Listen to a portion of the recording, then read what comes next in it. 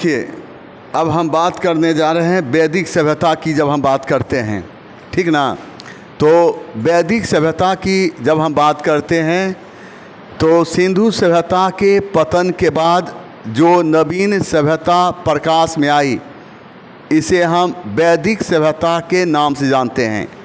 वैदिक सभ्यता को हम वैदिक सभ्यता के नाम से इसलिए जानते हैं क्योंकि इस सभ्यता के विषय में हमें जानकारी वेदों से मिलती है। वैदिक सभ्यता को हम आर्य सभ्यता के नाम से भी जानते हैं। वैदिक सभ्यता को हम आर्य सभ्यता के नाम से इसलिए जानते हैं क्योंकि इस सभ्यता के निर्माता आर्य लोग थे। आर्य का अर्थ होता है श्रेष्ठ, कुलीन, स्वतंत्र एवं उत्कृष्ट। ऋग्वेद में आर्य शब्द का उल्लेख 36 बार हुआ है। वैदिक सभ्यता को 2 भागों में बांटा गया है, ऋग्वैदिक काल एवं उत्तर वैदिक काल। ऋग्वैदिक काल का समय निर्धारित किया गया है 1500 ईस्वी पूर्व से लेकर 1000 ईस्वी पूर्व। तो वहीं उत्तर वैदिक काल का समय निर्धारित किया गया है 1000 ईस्वी पूर्व से लेकर 600 ईस्वी पूर्व। वेद का अर्थ होता है जानना एवं ज्ञान। वेद को अपौरुषेय कहा गया है। वेद को अपौरुषेय इसलिए कहा जाता है कि वेद की रचना मानव ने नहीं बल्कि ईश्वर ने की थी, इसलिए वेद को अपौरुषेय कहा गया। वेद को हम श्रुति के नाम से जानते हैं। तो वेद को हम श्रुति के नाम से इसलिए जानते हैं क्योंकि श्रुति का अर्थ होता है सुना हुआ। वेद को हम संहिता के नाम से भी जानते हैं। वेद को हम संहिता के नाम से इसलिए जानते हैं क्योंकि वेद में मंत्रों का संग्रह मिलता है। वेद को संकलित करने का श्रेय महर्षि वेद व्यास को जाता है। वेद 4 हैं, ऋग्वेद, यजुर्वेद, सामवेद एवं अथर्ववेद। ऋग्वेद की रचना सर्वप्रथम हुई, इस प्रकार ऋग्वेद सबसे प्राचीन वेद है। तो वहीं अथर्ववेद की रचना सबसे अंत में हुई, इस प्रकार अथर्ववेद सबसे नवीन वेद है। जहाँ तक ऋग्वेद का सवाल है तो ऋग्वेद से हमें आर्यों के संस्कृति के विषय में जानकारी मिलती है, आर्यों के रहन सहन के विषय में जानकारी मिलती है। ऋग्वेद में विभिन्न देवताओं के स्तुति में गाए गए मंत्रों का संग्रह मिलता है। ऋग्वेद में 10 मंडल एवं 1028 सूक्त हैं। ऋग्वेद में 10 मंडल एवं 1028 सूक्त हैं। ये सूक्त दोहा को कहा गया, ये सूक्त अश्लोक को कहा गया। इस प्रकार ऋग्वेद में 1028 सूक्त है। 1028 सूक्त को 10 भाग में बांटा गया जिसे मंडल कहा गया। इस प्रकार ऋग्वेद में 10 मंडल एवं 1028 सूक्त हैं। ऋग्वेद के दूसरे से 7वें मंडल को सबसे प्राचीन मंडल कहा गया। इसे हम वंश मंडल के नाम जानते हैं, इसे हम गोत्र मंडल के नाम से भी जानते हैं। ऋग्वेद के पहले एवं 10वें मंडल को सबसे नवीन मंडल कहा गया। ऋग्वेद के तीसरे मंडल से हमें गायत्री मंत्र के विषय में जानकारी मिलती है। यह मंत्र सावित्री को समर्पित है। सावित्री को हम सविता के नाम जानते हैं और इस प्रकार गायत्री मंत्र की रचना विश्वामित्र ने किया था। ऋग्वेद के 7वें मंडल से हमें 10 राक्ष युद्ध के विषय में जानकारी मिलती है और ये युद्ध जिस नदी के तट पर लड़ी गई थी उसे हम पुरुषनी नदी के नाम जानते हैं।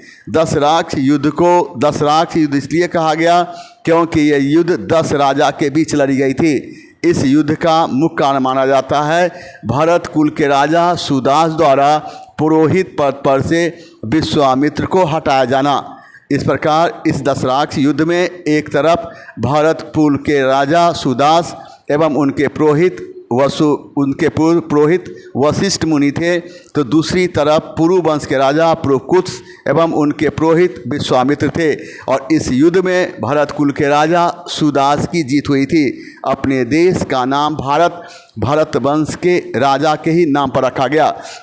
ऋग्वेद के 9वें मंडल से हमें सोम के विषय में जानकारी मिलती है और सोम यह एक प्रकार का सूरा था। इसे ही हम इंग्लिश में वाइन कहते हैं, इसे ही दारू कहते हैं। ऋग्वेद के 10वें मंडल के पुरुष सूक्त से हमें 4 वर्णों के विषय में जानकारी मिलती, जैसे ब्राह्मण, क्षत्रिय, वैश्य एवं शूद्र। ऋग्वेदिक काल की बात करते हैं तो ऋग्वेद में सबसे अधिक बार उल्लेख सिंधु नदी का हुआ है। ऋग्वेद में सबसे अधिक बार उल्लेख सिंधु नदी का हुआ है। तो ऋग्वेद में सबसे पवित्र नदी सरस्वती को माना गया है। सबसे पवित्र नदी सरस्वती को माना गया है। इसे माँ कहकर संबोधित किया गया। ऋग्वेद में गंगा का उल्लेख 1 बार हुआ है, तो यमुना का उल्लेख 3 बार हुआ है। तो हम देखते क्या है कि ऋग्वेद में गंडक नदी का उल्लेख सदा नीरा के नाम से हुआ है। यज्ञ के अवसर पर ऋग्वेद के पाठ करने वाले पुरोहित को होता या होत्री कहा जाता था। ऋग्वेद के बाद जो नवीन वेद प्रकाश में आई, इसे हम यजुर्वेद के नाम जानते हैं। यजुर्वेद की रचना गद एवं पद में की गई है। यजुर्वेद कर्मकांड से संबंधित वेद है, अर्थात पूजा पाठ से संबंधित वेद है। यज्ञ के अवसर पर यजुर्वेद के पाठ करने वाले पुरोहित को अर्धवयु कहा गया। हम देखते हैं कि यजुर्वेद के बाद जो नवीन वेद प्रकाश में आई, इसे सामवेद के नाम जानते हैं। सामवेद का संबंध संगीत से है। यज्ञ के अवसर पर सामवेद के पाठ करने वाले पुरोहित को उद्गाता कहा गया। सामवेद के बाद जो नवीन वेद प्रकाश में आई, इसे हम अथर्ववेद के नाम जानते हैं।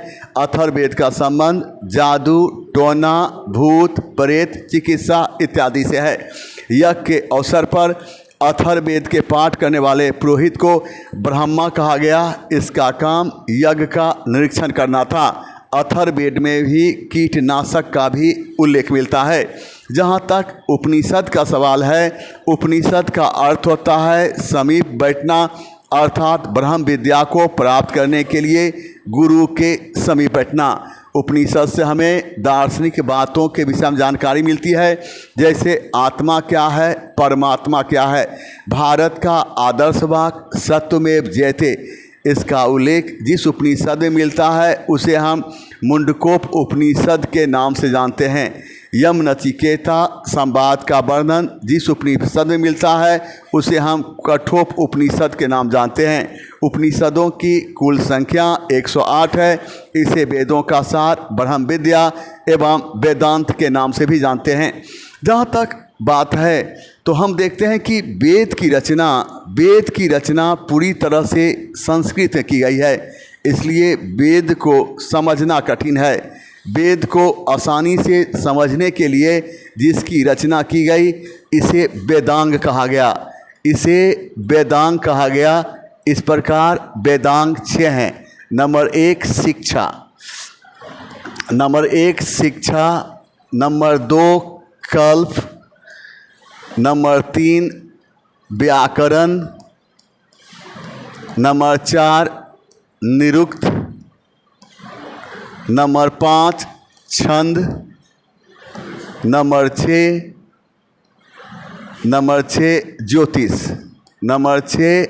ज्योतिष।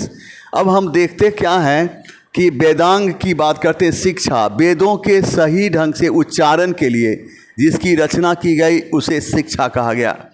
तो कल्प, वैदिक कर्मकांड को पूजा पाठ कैसे किया जाए यह बताने वाले शास्त्र को कल्प कहा गया। तो भाषा संबंधित नियम को निर्धारित करने के लिए जिसकी रचना की गई, इसे व्याकरण कहा गया। पाणिनि की रचना अष्टाध्यायी व्याकरण की सबसे प्राचीन पुस्तक मानी जाती है। निरुक्त, किसी शब्द का कुछ न कुछ अर्थ होता है। किसी शब्द का क्या अर्थ होता है यह बताने वाले शास्त्र को निरुक्त कहा गया। छंद, वेदों के सही ढंग से पाठ करने के लिए जिसकी रचना की गई उसे छंद कहा गया। ज्योतिष, मानव के ऊपर ग्रह नक्षत्र का क्या असर पड़ता है यह बताने वाले शास्त्र को ज्योतिष कहा गया। कल्प 4 हैं। नंबर 1 स्रोत सूत्र, इससे हमें यज्ञ संबंधित विधि विधानों के बारे में जानकारी मिलती है, यानी यज्ञ कैसे किया जाए।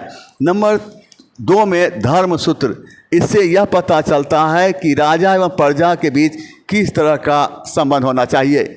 नंबर 3 में है गृह सूत्र, इससे पता चलता है कि गृहस्थ जीवन किस तरह का होना चाहिए। नंबर 4 शुल्ब सूत्र, और शुल्ब सूत्र इससे हमें ज्यामितीय गणित के विषय में जानकारी मिलती है। आर्य लोग कहाँ के थे, इस प्रश्न को लेकर विवाद रहा है।